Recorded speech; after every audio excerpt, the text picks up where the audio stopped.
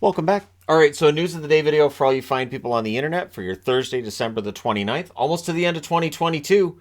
And at the end of the year, we have the Order of Canada announcements. And today, Sidney Crosby is one of those named, one of 99 named, recognized as an officer of the Order of Canada. So it is largely symbolic, but still Order of Canada. It's a pretty strong symbolism right there. And so all the best to Sidney Crosby on such an honor. Again, there are other hockey players who've been given Order of Canada notice before, and yeah, it's kind of a nice thing. It's just it's kind of again, it speaks for his work on and off the ice. It's not just an on the ice, he's an athlete kind of thing. So yeah, kudos to Sidney Crosby for that. Now, of course, over the last little while here, there's been a lot of talk about the Rangers, the kid line, Gerard Gallant, all that fun stuff. Well, it gets turned up to 11 a little bit because Lafreniere is now going to be a healthy scratch tonight. And so we get into that discussion again about whether or not it's smart to bring a player right to the NHL, and we get into the development question when it comes to players.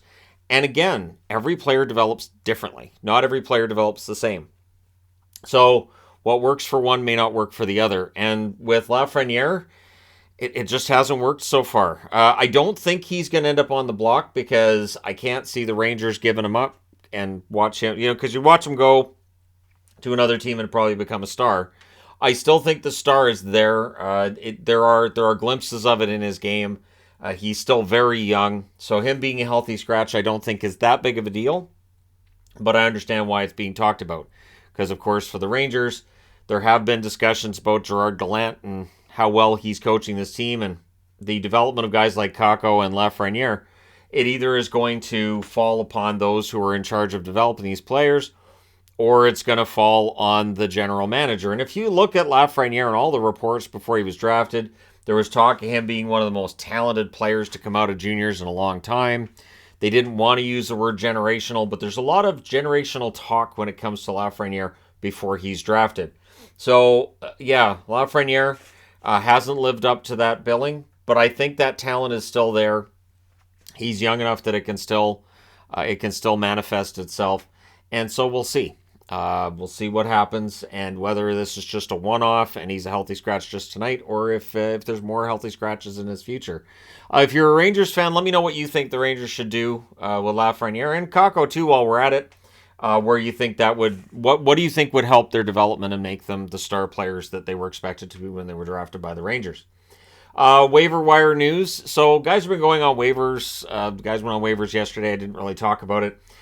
Today, noteworthy that Lawrence Pilot has been waived by Buffalo. They were excited to get him back in the lineup.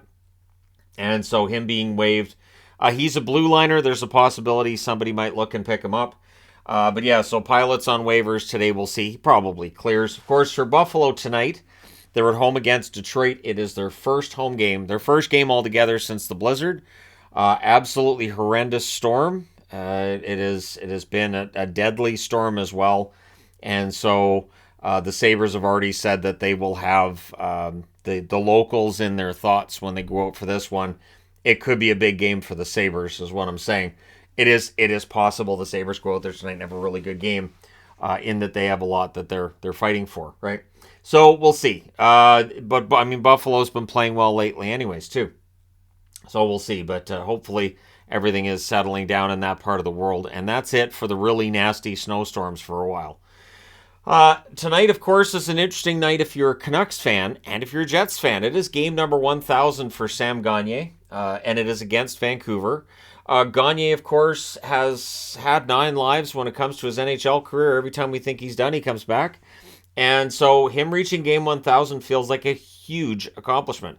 Once his career is done, it'll make for a very interesting career video, because it does feel like his career's been in 3 different parts, where he was a good, solid young player for the Oilers. There was a lot of upside.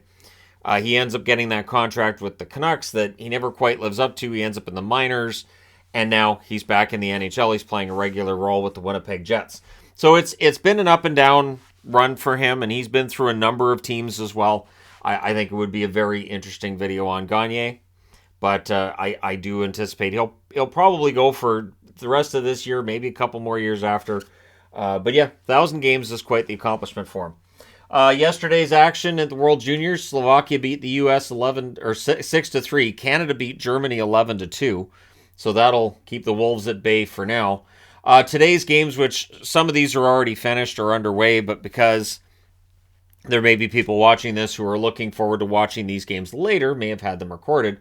It's Finland versus Latvia, Switzerland versus the U.S., Czechia versus Sweden, and Canada versus Austria. So Canada goes from Germany to Austria. Austria, that's a game they should win, right? And so the loss they suffered in the first game of the round robin can kind of be shuffled aside, and it means they still get into the medal round anyways. That's why I don't make a big deal over the losses when it comes to starting a tournament like the World Juniors. It feels like Canada has to have one bad game per tournament just so that people question them, and then they come through and still end up winning gold a lot of the time. Of course, yesterday, too, everybody was talking about, and I wanted to weigh in on this, too, the Leafs being fined $100,000 for taking the flight to St. Louis before they were supposed to. So there's the freeze, the holiday freeze, and you're not supposed to have any team activities done on the 24th to 25th or 26th. And they flew out on what was technically Boxing Day to St. Louis, and so the NHL, in seeing this, they fined the team for $100,000. Also, coincidentally, they fined Sheldon Keefe $25,000 for his treatment of officials in that game against St. Louis. So that's an expensive trip to St. Louis, $125,000 right there. I do agree with the fine for the team in that if you don't find the team for that and other teams find out, then next year on Boxing Day, all the teams will be traveling. They just want to ensure that the players get those full 3 days off. The other thing I found interesting is that you had a game the other night between Calgary and Edmonton, and they made this big deal over teams not practicing because they couldn't, and they didn't get a practice in, and it was a really good game. I think that we're at a point now where the daily practices are expected when there's days off and all that, and I think I don't know how important they are. So again, I don't want to channel Allen Iverson, but I don't know how important all the practicing is when it comes to hockey. And I mean, we've talked about this when it comes to guys on holdouts. Look at Robertson in Dallas. Jason Robertson doesn't have anything to do with training camp. He's not there for the preseason, and he hits the ground running when he signs with the team to start the regular season. So, yeah, we'll see with the Leafs if their flights are monitored. They're not going to be monitored. And, of course, with the fine to Sheldon Keefe, Leaf fans upset because they don't like some of the calls that have been going against the Leafs. And if you're wondering, well, when do the officials get disciplined? They do, but we don't see it publicly. They just don't do it publicly. They don't want to, and I get it. They don't want to cut down their own officials in front of the public. You just don't want to be doing that because you're then opening that door wide open for just absolute ridicule from fans right, left, and center, and you'd be making a referee a target. So if there's one referee that, say, 3 times during the year he gets talked to by the director of officials, and we know about it as fans, well, that referee isn't going to be taken seriously. It's going to be, I don't know why he's even employed. So I get why the NHL doesn't allow the criticism, and they don't talk about what kind of punishments are there for officials when they mess up. And officials do mess up. I don't think it's with some nasty scheme in mind to hose one team or another. I think it's just, it's part and parcel of when you have officials that are human. Humans make mistakes. And for the NHL, I get why they don't want to say this official made a mistake, because it does leave it open to, well, why is he still employed? And he's terrible. And yeah. Anyways, there you go. Let me know your thoughts in the comment section below. As always, don't forget to hit like and subscribe if you're browsing your way through. You just happened upon this video. Thank you guys so much for watching, for all your support. I will talk to you again soon.